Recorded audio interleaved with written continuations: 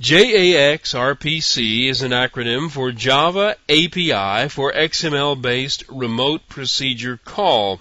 And believe me, when you're writing web services, you can use all the help you can get. One thing JAX RPC does for you is completely handle the setup of the SOAP interface.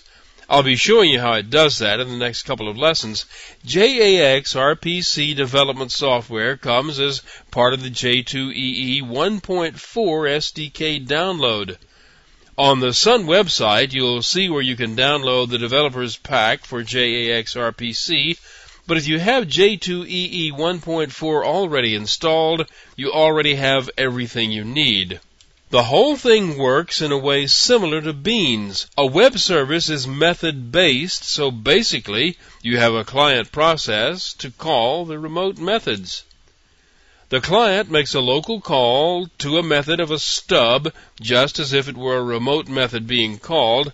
It's this stub that does the communications. The stub creates the message that holds the full identification of the service, the method to be called.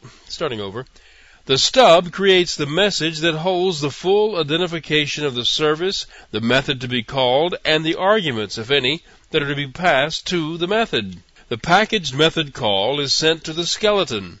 In the world of web services, the skeleton is often called the tie because it's used to tie the client to the web service, but the traditional RPC term is skeleton.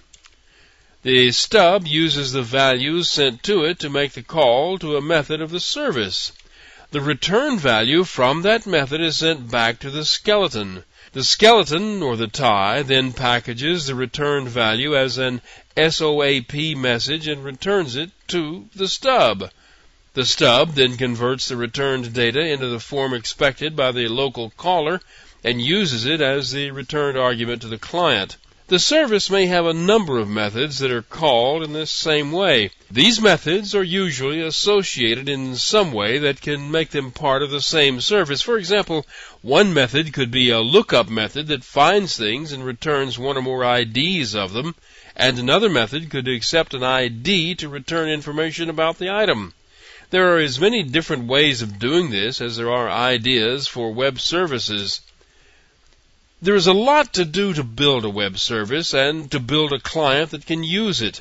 I'll show you what I mean starting in the next movie. My reason for bringing this up is that if you are going to develop your own service, you probably want to look for a tool that will do much of the work for you. As you'll see, there are tools supplied with J2EE that do a lot of the work, but there's still a lot left to be done by hand, and there are tools that will do that.